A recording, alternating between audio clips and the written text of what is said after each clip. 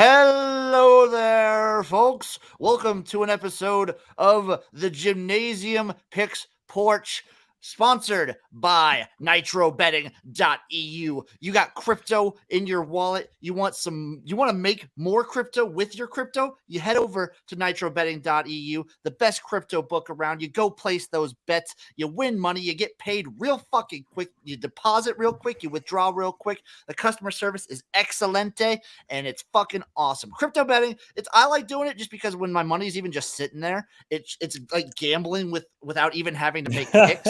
It's fucking wild. I love that shit. And the place I love to do it is nitrobetting.eu. The link is down there right below. You can see it right there. It's https://nitrobetting.eu/?ref equals BTV. Use that link. Go to nitrobetting.eu. Make some picks. Make the picks that we're going to give you to fucking day on the Jimnasium Picks Porch. As always, this is the Jimnasium. You know I'm joined by my lovely co-host, Chase, Lupine Fiasco, Sessoms. How you doing, buddy?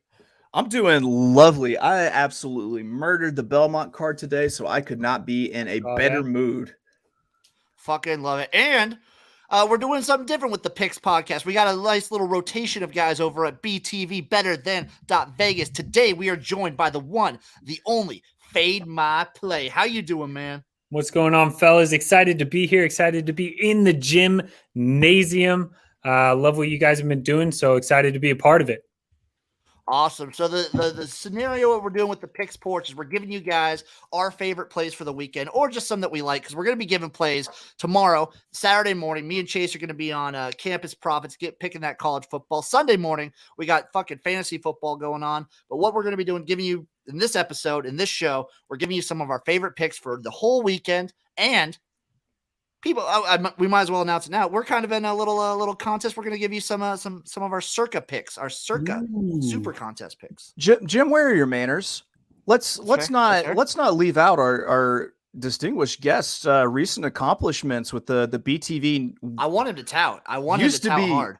Used to be monthly, used to be weekly, now monthly challenge. Why don't you tell us what you hit to put you so far up in that? Well, I don't like to brag, but I do actually, so I'm going to.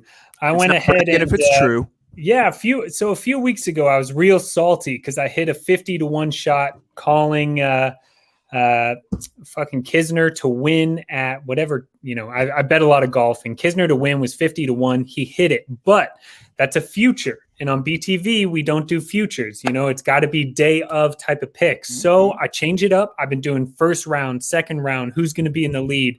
Yesterday, picked a first round leader, 60-1, Ches Reavy, hit it, cashed it because he eagled 18. Just unreal stuff. Fucking beautiful. And that was a plus 60 unit hit there. And I got to tell you guys a little insider information here. Today, I put a 33-1 pick to be the second round leader, Maverick McNeely. And I think that's going to hit. I hope it does. Back to back. I hope it does. Look at this country club hustler right here. I'm just saying, they lay it out there and I just hit him out. Knock it out of the fucking park.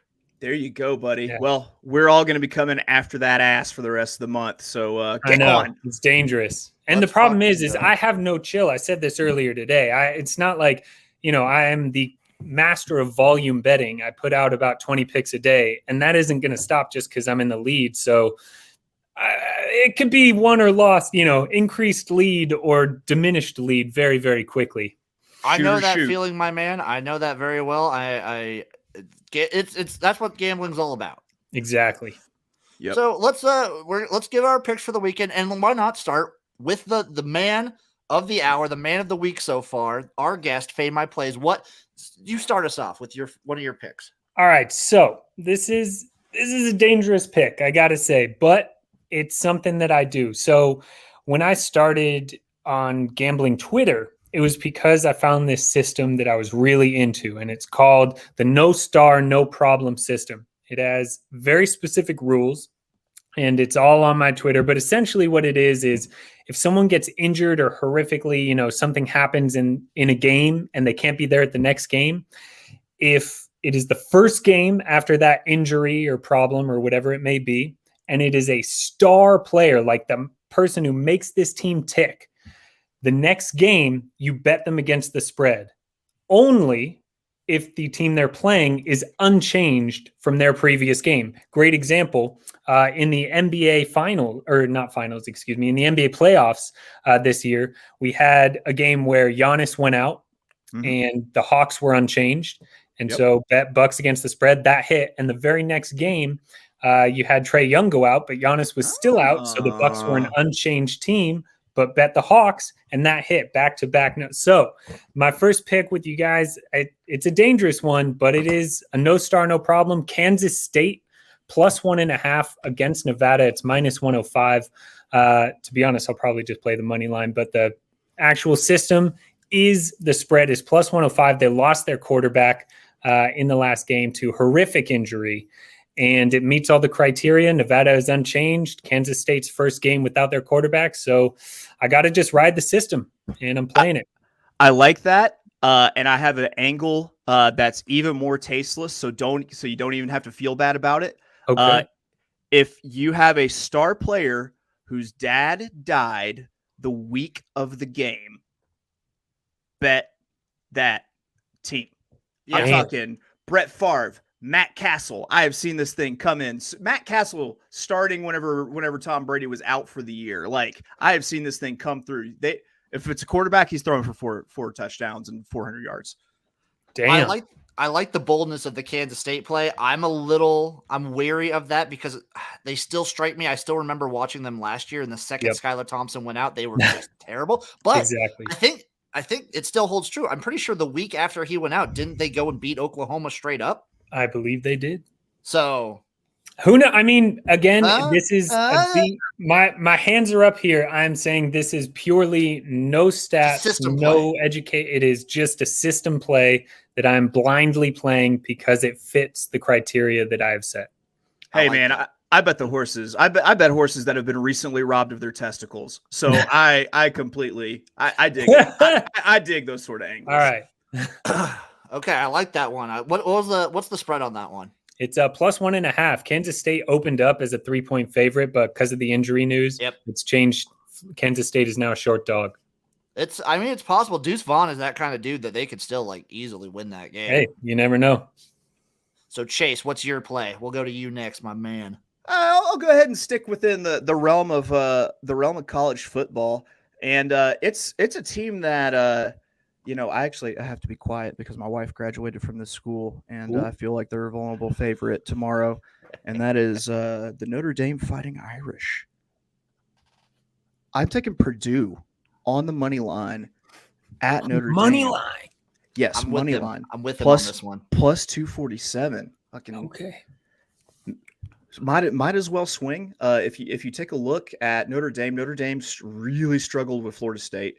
And then Florida State comes out the next week and loses to Jacksonville State. Yeah. And Notre Dame struggled against Toledo. Exactly. Yep. Purdue 2-0, and I'd like to point out 2-0 against two Power 5 conference teams. Like they have not played cupcakes yet. They got a win at Oregon State. I can't remember who else they played, but I feel like Notre Dame is ripe for the upset at this point at home at Notre Dame Stadium. And all I gotta say is, don't forget to bet on Purdue tomorrow on the money line. What have I been saying? What have I been saying about Purdue all offseason? Coaching for his job. Jeff Brom needs this win. He's gonna get this win. He's been needing a marquee matchup win or competitive game since that Ohio State one, his second year, and he needs to recapture some of that glory. I think he gets this one here. I like that play a lot. I have an even more bold college football. I'm just going to start off swinging for the fences. You know what kind of podcast we are, Chase? We're a one-directional Mish podcast. That's right. And direction is all of the directions, if not Central Michigan. Give me Central Michigan, not just on the spread, but on the money line to straight up beat LSU. I think Ed Ogeron is a fraud this year. He can't. The coordinators just aren't there. He's a good motivator, but man, he can't coach in game to save his life. I think Central Michigan has a fucking shot. I got to agree. I think the year that they won the national championship 2 years ago, you just kind of had a perfect, perfect storm of Joe Brady, of Joe Burrow transferring in, of Talent as well. Yeah, and talent as well. Like all those people are gone, and the cupboard is bare. And I love plus 19 no matter what. Though. Yeah, absolutely. I mean, I'm seeing plus 19.5. Yeah, it is very hard to. What time is that game? It is a 7:30 p.m. on Western time, so 4:30 kickoff for y'all. That's that makes it harder for Central Michigan. That might scare me away from the money line, but definitely the spread. I'm still throwing some money on it. I got to rep the boys. There you go. Damn, directional Mich schools. I like that pick a lot. I think in general this season is a fade LSU season. I mean, especially after the whooping they got. Oh my goodness. Also, it feels like in college, but also in the pros specifically, like underdogs right now are just biting. Yeah. I mean, why not? Like it's one of those things as well where I think, especially in college, like the pros, at the end of the day, the people who make the most money, there's a reason they make that money. But at least in college, like everyone's playing for a chance to go to the pros. So there is always a Cinderella opportunity for someone to make a grab at the right time in the right place and get that W. And we saw even last week, a couple of teams pulled out wins that should not have pulled out wins. Like, I mean, I don't know if any of y'all watched that Tulsa game, and Oklahoma State should have absolutely been destroyed. Like, it's just like I agree with you. Them dogs are barking. Okay, fade my play. What's your next pick? What's your next one up? Well, first, let me just say I'm super pumped that all of us have picked dogs so far, and all of us have picked dogs that I already liked. But I'm switching it up. I'm going against those dogs for this one, and it's going to be Marshall minus 10. And there's a good reason for it. I love Marshall this year. I think that they have not only a lot of talent, but also they're playing with a fire of just like a team that wants to prove they belong. I bet them opening weekend, and they absolutely crushed. I just think that Marshall minus 10 is a football number. Yeah, I mean, it's just like I can see them winning by 2 touchdowns easy. So the 10, I'll take it every time. I think they're, a no-joke team, and they're here to play. I like that. They got big CUSA energy going right now. Oh, hell yeah. Big swinging CUSA energy. Chase, what's your next one up? All right, so I'm firing at another dog, and I'm firing on the money line. And I'm saying that the men in green from East Lansing, Michigan, go in to Hard Rock Stadium in Miami, and they pull off the dub against the U. Michigan State looked great against Northwestern. They come out the next week, and they beat they beat Youngstown State the way that a talented team should beat an FCS team. They win by 3 touchdowns. That's how, I don't care that they beat that cupcake. All I care is that they beat that cupcake like they should have. I think Miami was brutalized against Alabama. They managed to get out of it without any season-ending injuries, but you still feel it for a couple weeks after Bama hits you. So I love yet another road dog with Michigan State. They've got a stud running back, and I think they're running wild all over the Miami Hurricanes. This is the best a Michigan State offense has looked since what? Since Brian Connor Lewerke? Cook? Yeah. Maybe since Kirk Cousins. Yeah. Maybe. Jesus. I love that play. I think Miami are fraudulent. Yep. Every year they're fraudulent. Every year is a Miami is back year, and then they do fuck all. Excuse me for swearing. No, you could definitely swear here. Oh yeah, totally fine. It is totally fucking fine. So I'd actually like to fucking apologize for not swearing earlier. Fair enough. So if you also notice, I have a theme, and guess what? It's another directional Mich school, but it's a favorite. Give me my favorite directional Mich school. I love rooting for this team. They got a weird field. No, it's not Western. Eastern Mich. Eastern Michigan. There we go. Minus 22 versus UMass. This team is terrible. UMass is one of those auto fade teams. I will bet any team against them, any spread, any week of the year. I love Eastern Michigan in this spot. My boy told me while we were in Vegas last week that he's basically just going to chase. He's just basically going to chase UConn, UMass, and Bowling Green opponents around. I'm also adding Colorado State, University of South Florida, and New Mexico State to that list, and Vanderbilt at this point. Honestly, All right. Yeah. I mean, yeah, pretty much. I can see Vandy definitely.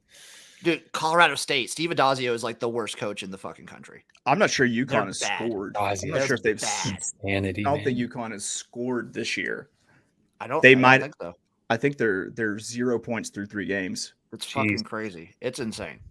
What's your next one up, Fade? All right. Yeah, I got another dog for you because I like this one a lot and I'm into the dogs. And I'll give you, there's a reasoning why, but it's going to be Fresno State plus 11.5 against UCLA. You're playing to chase. I like that. You're definitely playing to chase. Come on, man. Like this is what I'm talking about. Like this is a team. Talk about a fucking dogfight team. I mean, yes, they're the Bulldogs as well, but also, I mean, UCLA, it's like they got that cakewalk against LSU. It's just, I haven't seen anything from them that makes me afraid of them. I think there's going to be points galore in this. Like, don't get me wrong. I mean, they're not messing around. They're scoring. I think the over is probably a good bet as well.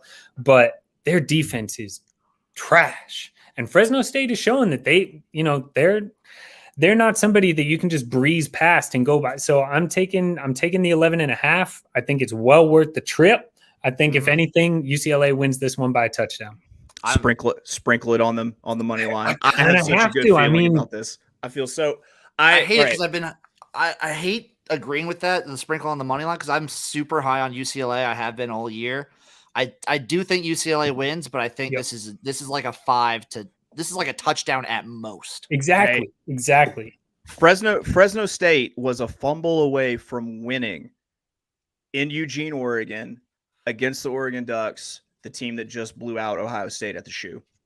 Mm-hmm. That's all I gotta say. They are a tough team. They are going to win the Mountain West. Team. They are alive for the Mountain West. If not, at this point, they're probably they're one of the top 2 or 3 teams in the Mountain West easily. Got to be. And I've been saying since like July, all the way to the Las Vegas Bowl. Let's go Fresno State. It's going to be your Fresno State Bulldogs and my Nevada Wolfpack. Don't you dare count out the Aztecs. I will never count out the Aztecs because they're always just a consistent team. You honestly can't even count out San Jose State. Yeah, they are a team that only wins against teams they should lose to. They always lose to teams crazy. They should beat. I love it. Yeah, I hate San Jose State. It's almost like Pitt most years. So much. Yes. I mean, I will say I'm going against one thing, and that's Chip Kelly. God damn, do I have a huge soft spot in my heart because I'm a Niners fan through and through, born and raised. And even though he sucked as the head coach of the Niners, I just loved him at Oregon. He was a Niners coach, so I got to love him. I think UCLA are going to be good. I just think we're underrating Fresno State. I'm with you there. I'm lockstep. Chase, what do you got up next for us? All right, I'm gonna move to the Sundays where the big boys get paid to throw the pigskin around. At least the salary, not in name, image, and likeness. I absolutely love this team on the bounce back. Once again, it's another road dog, and once again, I'm going after the money line here because it's a plus 200 play, and that is the Tennessee Titans at the Seahawks. Fucking get it. That's what I'm talking about. I think what might have happened is that Arizona really came in under the radar in terms of how good their defense just might be. They've got a healthy JJ Watt, something that the Texans had not had for a couple years. And they got a dynamic pass rush. They've got, in my opinion, one of the best playmakers at the safety position. I'm a guy who's got some ball skills with Budda Baker. So, and plus the Titans. Fast. Yeah, the Titans are figuring things out. You can't tell me that Ryan Tannehill, A.J. Brown, Derrick Henry, and Julio Jones were all on the field at the same time during the preseason. There's no way in hell that they all took a snap together. Well, Julio Jones didn't play a single snap until the game. So yeah, they're still meshing. I have to say this as a lifelong Niners fan. If I know the Arizona Cardinals, I know them well, and they always start hot. They always start hot. And don't get me wrong. I think the combination of Kyler Murray, I do think he's good. I don't think he's that good. I think as a pass thrower, he's questionable at best. But I do think he's very good. Obviously, D-Hop, they have a lot of weapons. I rate Chase Edmonds But I do think you are 100% correct in thinking like they came out super hot. Tennessee came out super flat. The same could be said for the Packers. Like they just came out having done absolutely nothing until the first snap of the first game. I'm 100% with you on the Titans. Yep, I am a little worried because the Seahawks also tend to start the season super hot. But I'm very much on this Titans play. Tell me the last time you were confident about the Seahawks in a second half, though. Like on the spread, not a chance. Exactly. That meme is a thing for a reason. The Seahawks never play a normal fucking game. No, and also, I mean, Arizona has a decent defense, but I don't know if the Seahawks have a good defense. But the worst part about their defense is their D-line, which is the run defense. So Derrick Henry against that, I don't know. I think it's going to be a slow and low type of game. My next play is also going to be in the pros, and going from a bad defensive line to talking about a good defensive line in the Rams versus Colts matchup. I actually have Carson Wentz getting pressured a shitload, going under 230.5 passing yards. What's the spread in that game? 4. It's like 4. Is it 4 or 4.5? Keeps going. It goes 4, 3.5, 4, 4.5. But there's a lot of injury, like a lot of guys on the D line the offensive line for the Colts that didn't practice today. So tomorrow is going to really decide it. The Rams, in my mind, the Rams should be a 10.5, 11-point favorite going into Colts that game. Looked bad. Colts looked bad. I'm officially off the Carson Wentz can be like decent again train. Yeah, me too. I think he's a baby back bitch, and I don't think that he's gonna this whole like reuniting him with Frank Reich in Indianapolis, is gonna rejuvenate Carson Wentz. Like it takes takes a special kind of dialysis to get that sort of bitch out of your blood. Yeah, man. And also, I mean, let's not forget he is a play away from just getting his whole body shattered at any given moment. But I picked the Colts before these injury news came out today, but in a ridiculously low scoring game. Because, again, just as an NFC West guy, Sean McVay is the most predictable coach in football. Like, exactly what he's going to do every second of the game. And people that see him a lot, not that the Colts are that person, but can do this. That's why Shanahan owns him. Like literally McVay is Shanahan's bitch. No matter how bad the Niners are, we sweep them. But it's all the plays, all the core plays are pretty much the same. It's just the only difference is how they decide to window dress it up with the fake. And fake don't get me wrong, Matt Stafford is a huge upgrade, but I love the under there for passing yards for both of them. I think this is going to be a grimy, slow, gross 21-10 type of game, 21-14 type of game. I love it. I love to hear it. Okay, Fade, what's your next play up? I think we've got a couple more each. I got a couple more, and I'm going to the pros as well. This is one of I want to say it's my favorite play, but it's because it scares the shit out of me. Like it has to be a rat. You know what I mean? But I gotta do it in a bounce back spot on the road. Yes, I know, but Bills -3 in Miami. I just again, you can't decide a game by purely on quarterback matchup, shout out Super Bowl last year, but like Josh Allen is so good and Tua is not good. Miami's defense is decent, but not as good as they were last year. They're not going to have the most turnovers for points in the NFL this year. And equally so, Buffalo's defense is okay. I just think that the matchup is so in Buffalo's favor, and Buffalo's offensive line will do better. They played against the Steelers defense that's fantastic, especially on edge rushing. You have Myles Garrett, like probably the best defensive player in the NFL.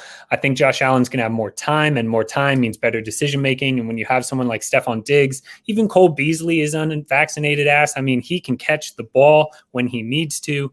I think that between them, as well as Josh Allen with his legs, this is just a hammer spot for me because the fact that it's going between 3.5, look around, you can still get a 3 some places, but like, I just think a huge bounce back spot for the Bills, not to mention I mean, there was so much hype about them coming into the season. I think they read too many of their own press clippings. You know what I mean? Like they believed the hype. They got punched in the mouth, lost in a, freak momentum accident game. And it's the same thing for the fucking Dolphins, man. First of all, Tua threw a pick that got, Damian Harris fumbled a touchdown through the end zone.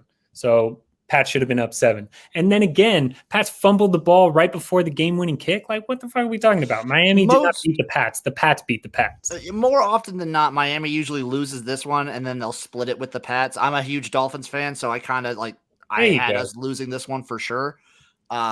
Definitely, the Bills are primed for a bounce-back spot here. I mean, if anything, it's like I give Josh Allen a 3-point cushion over Tua any day of the week. So I'm doing it this week. And if you're a Bills fan, honestly, you might like the week 1 outcome because this is a punch in the mouth for the team to wake them the fuck up and be like, hey, you are exactly correct. That's how I look at it. Like, thank God they lost now to a good defense. Well, no, the Steelers early season are a legitimately good team. Yeah. So there you go. So it's got to be, for me, Bills -3. I just think it's so obvious. It scares me. I've got. It is almost begging you to take the Bills. I can't find the player prop on this, but if there is an over under on Cole Beasley receptions, okay, I'm going to take the over in that. Here's my my logic. It's moved to 3.5, by the way. You have Xavier Howard, who last year locked down Stephon Diggs, and when he did, you saw a ton of targets for Cole Beasley. Cole Beasley coming out of that Pittsburgh game, Cole Beasley had 13 targets last week. So I'm going to take the unvaccinated bastard with the man bun and the Here you go. You can get him. His over-under is 4.5 at -150, or you can take the 6 flat at even money. Oh, take hammer the 6 flat. Hammer the 6 flat. Yep.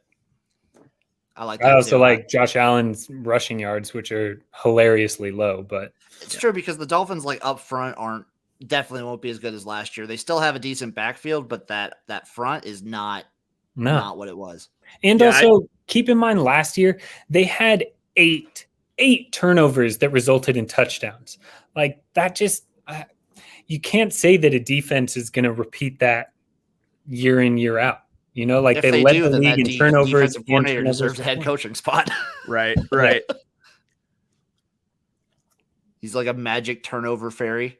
Yeah, exactly. That'd be amazing. Okay, Chase, what's your next play? We got a lot of mileage out of that Dolphins play. I like that. Bills play. I'm gonna move out of football entirely, and I'm going to move to baseball. And make another. I only bet baseball on the money line. Like I pretty much I couldn't tell you. You should. How many runs are going to be scored? There's so much value just betting the money line. Sometime, the Yankees are in a free fall right now. Absolute free fall. They went from being a wild card cinch to being just almost completely out of it. And I really like what I've been seeing out of the Indians since Terry Francona took his medical leave. It seems like they're much more aggressive on the base paths. They got some exciting young players that, who knows, next year maybe Cleveland might be able to put a run together before those players get, expensive enough to where they can't afford to play them anymore. I'm thinking specifically of Miles Straw out in center field. He is electric. So I'm going to take the Cleveland Indians tomorrow on the money line plus 162 versus the New York Yankees. I'm here for it. I'm going to tail that and all of these other plays here. My next one up, I'm going back to that Rams game, and this is probably the only over I have in this Rams game, and it's Deshaun Jackson over 20.5 yards. I'm kind of just banking on it that he only needs one catch to get it. He only really needs one catch to get it, and I think he can. I'm also might sprinkle a little bit on Deshaun Jackson first touchdown score. Just a D-Jack bomb over the top. I love that. Dude, he's alive like anytime. It's just I just need one play basically. That's all. Even if he's lost a step, he can still fucking fly. Well, it's like when the Monday night game, the Raiders game, I had Henry Ruggs over however many yards, and he got it no passes, no attempted throws to him until the third or fourth quarter, and then he gets 2 bombs to him, and he gets them in 3 plays. Yep. I'm hoping for something like that. And also, like, let's not forget, if anyone's ever played fantasy, everyone has DJ. Well, not now, but for the last couple of years, everyone had DJs. They're on the IR spot. They're on their bench, just like, oh, when he comes back, he's going to light it up. Yep. He's so fucking good. And he never does. But he is an extremely talented football player that just happens to be injured a lot. You can't be that small and last in the league for that long. That's why I think like Darren Sproles should be in the Hall of Fame. Dude, yeah, fucking shout out what's his face, Danny Woodhead. Yep. Well, Danny Woodhead. From my neck of the woods. I love that, man. Yeah, and Frank Gore. He's like 5'9". Frank Gore's a fucking king. But he's also got a colossal penis. And one of the greatest rushers of all time. Fucking true. Longevity. Okay. Let's we're coming up on the half hour mark. Let's do our last plays of the weekend. Yeah. We're keeping this show short. We're short and sweet, just like me. I like it. Faye, we'll start with you. What's your last play? Make it a good one. This is going to be a good one because it's plus money, and I'm a huge fan of making picks where you just root for football, and that's exactly what I'm doing. So this is Niners, Philadelphia Eagles, no team to score 3 times unanswered, plus 207. And the reason I'm doing that is because what we saw with the Niners last week, granted, I only count the second half a little bit because it was such a blowout that you can tell they kind of switched off. But their run defense without Kinlaw in there is suspect. And what I saw from Jalen Hurts, I was, mildly impressed. Granted, it's the Falcons, but still he has ability that I did not think he had. Meanwhile, the Niners have a fucking stacked offense led by Kyle Shanahan calling the plays. I am willing to back that, and I'm willing to back the ability for Jalen Hurts to get the job done because the Niners, as a fan, are just statistically terrible against running quarterbacks. Look at our, record against the Cardinals and the Seahawks and obviously the fucking Chiefs in the Super Bowl. But mobile quarterbacks, we don't do too well against. So I think this is going to be back and forth. The over is probably a good look, but at plus 207, are you kidding me? I think this is a great, great play. I think it's going to be touchdown, field goal, touchdown, back and forth the entire time. I think it soars over the total of 49. And I think we see the Niners get something like a, 31-28 win. Former Arkansas Razorback Dre Greenlaw is out with a groin injury too, correct? Yeah. Did you say that? Did I miss it?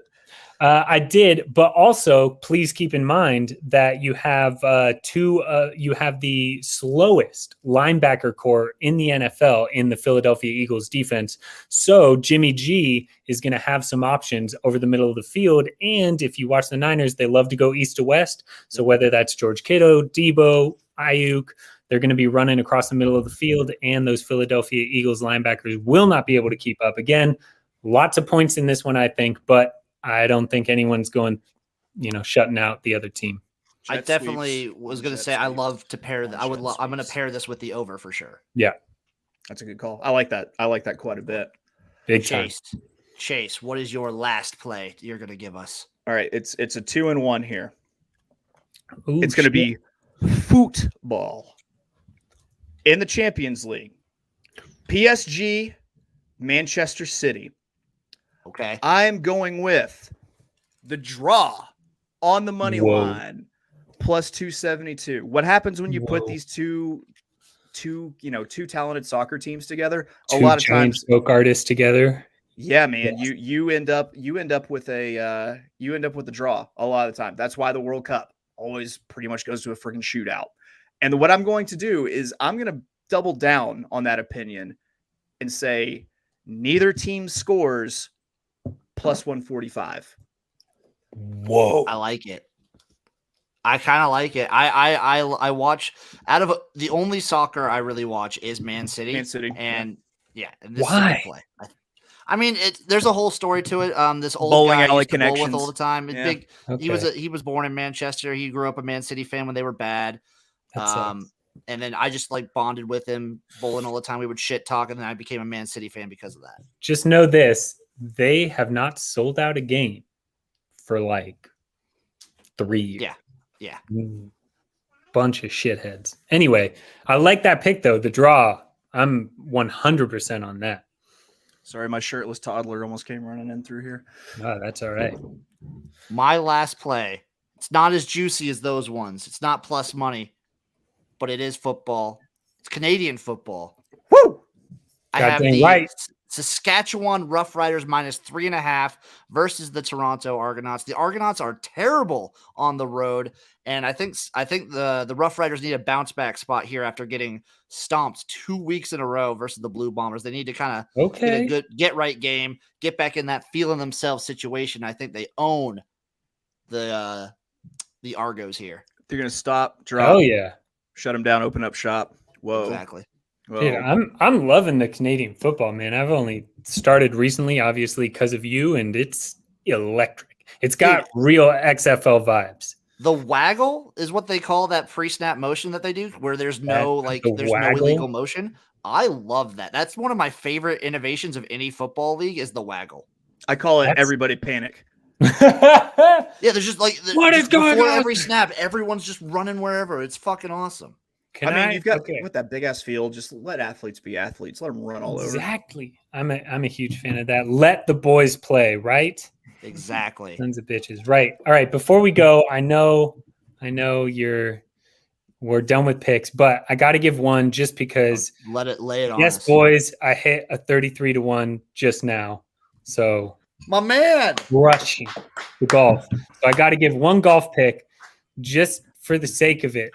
Just an outright on the Fortinet. You can get it tonight, tomorrow morning, as long as it's before tea time. But to win outright, I don't know. I just got a feeling I'm going Mito Pereira at plus 650 outright. You're on a heater. I'm going to tail that. Yep. Just sprinkle a tiny sprinkle. But to be honest with you, I think it's between him and Will Zalatoris. But a lot of golf left to be played, but I had to do it because now that I have confirmed hit that 33-1, I'm feeling fucking electric. You got if there's anything me and Chase know, it's you got to chase these heaters. That's right. Exactly. That is absolutely right. We learned that at the roulette table last week. Yes, we fucking did. That'll do it, folks, for this episode of the Jimnasium. Among other things. Porch, my man, Fade My Play. Where can the people find you? Wait, just at Fade My Play right there on Twitter, posting the picks every day. Tell me if you like volume betting because that is what I am addicted to. Go Giants. Volume betting is awesome. It's amazing. Go. Chase, where can the people find you? You can find me, as always, being abrasive on Twitter at of Oaklawn. That's OF and the word Oaklawn, like Oaklawn Park. And you can find my New York Racing Association, NYRA, if you're hip to the lingo, tip sheets on Horse Racing Nation every single day that they are running. $9.99. I've got a $49.99 subscription plan for 30 days. And nothing but winners. You should be following right now. You should be following. I'm a fan of anything of like just acronyms in general, so I'm definitely on that. Yeah. Everyone knows where to find me. At XFL Jim on Twitter, YouTube XFL Jim, Better Than Vegas XFL Jim. And if you want to do me a big favor, fucking follow the podcast. Follow us on Spotify. Follow us on iTunes. Follow us on Google Podcasts. Follow us on Overcast, Stitcher, anywhere you can find podcasts. We love it. We love the support. We're going to be giving you picks every single Friday. We're going to keep bringing people on. Thank you for coming on Fade My Play. You're a fucking legend. Having a great week. Let's move this into the weekend. I'm here for it. Hell yeah. Let's fucking go. Peace out, everybody.